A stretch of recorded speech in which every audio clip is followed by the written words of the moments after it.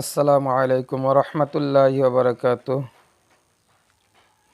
দেশ ও প্রবাসের ভাই বন্ধু সকল, আমি আজকে আপনাদের সম্মুখে 3টি আয়াত সম্পর্কে আলোচনা করব ইনশাআল্লাহ তাআলা।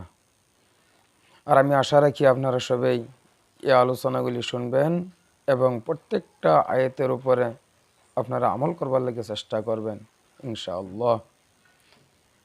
সর্বপ্রথম আয়াত, আল্লাহ রাব্বুল আলামিন কোরআনে কারীমের মাঝে বলছেন, ফাইন্না মাআল উসরি ইসরা, নিশ্চয় কষ্টর পরে সুখ আছে।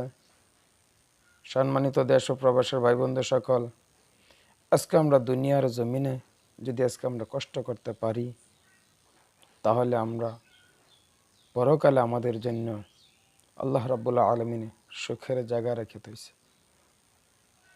2 নম্বর আয়াত আপনারা মনে রাখবেন।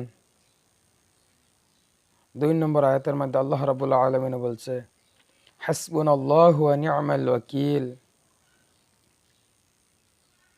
আমার জন্য আমার আল্লাহই যথেষ্ট। সম্মানিত দেশ ও প্রবাসের ভাই বন্ধু সকল, এই আয়াতে করিমাটা, এই আয়াত বেশি করে মনে রাখবেন।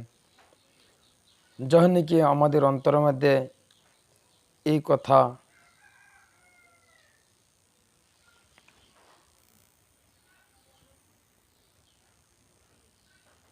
পুরাপুরি একই বিশ্বাসের সাথে আমরা পড়ে নিব, হাসবুনাল্লাহু ওয়া নি'মাল ওয়াকিল, আমার আল্লাহ, আমার জন্য আমার আল্লাহ যথেষ্ট, তখন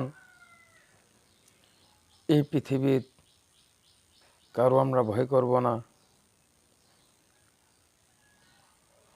আমরা 18,000 মাখলুকাতকে আমরা ভয় করব না, আমরা তো একমাত্র শুধু আল্লাহ পাককে আমরা ভয় করব।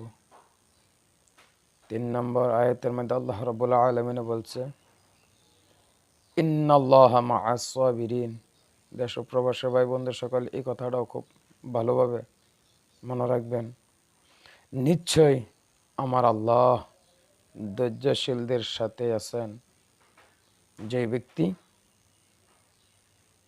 যে কোনো কষ্ট, যে কোনো মুসিবতে যখন নাকি ধৈর্য ধারণ করতে পারে, আল্লাহ রাব্বুল আলামিন বলছে, ধৈর্যশীলদের সাথে আল্লাহ স্বয়ং থাকেন।